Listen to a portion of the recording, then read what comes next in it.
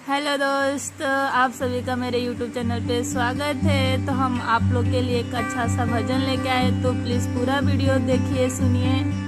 अच्छा लगता है तो लाइक शेयर सब्सक्राइब जरूर करें और कमेंट बॉक्स में जरूर लिखें कि हमारा गीत कैसा लगा है। हरे से आवे न रामता के हरे से लक्ष्मण हो, सखिया के हरे से आवे सीता रानी आया, अयोध्या में बधैया बाजे हो। सखिया के हरे से आवे सीता रानी आया, अयोध्या में बधैया बाजे हो। पूर्वे से आवे न राम पश्चिमे से लक्ष्मण हो, सखिया उत्तरे से आवे सीता रानी आया, अयोध्या में बधैया बाजे हो। सखिया उत्तरे से आवे सीता रानी आया, अयोध्या में बधैया बाजे हो।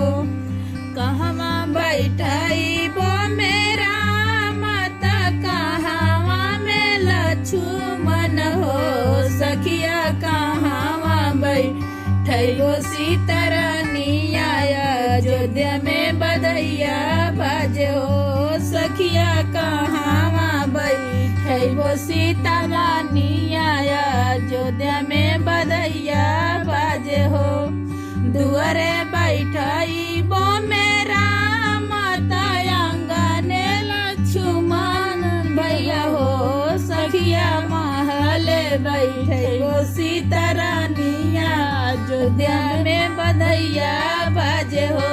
सखिया महल बैठे वो सीता रानिया, अयोध्या में बधैया बाजे हो।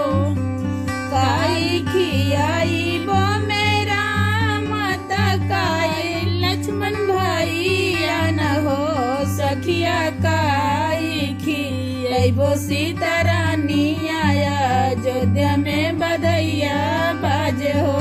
सखिया काई खियाइबो सीता रानी आया, अयोध्या में बधैया बाजे हो।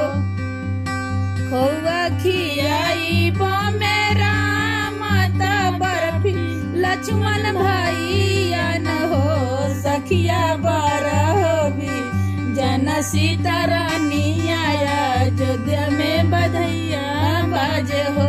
सखिया बारह भी जन खियाइबो सीता रानी आया, अयोध्या में बधैया बाजे हो। राधे राधे।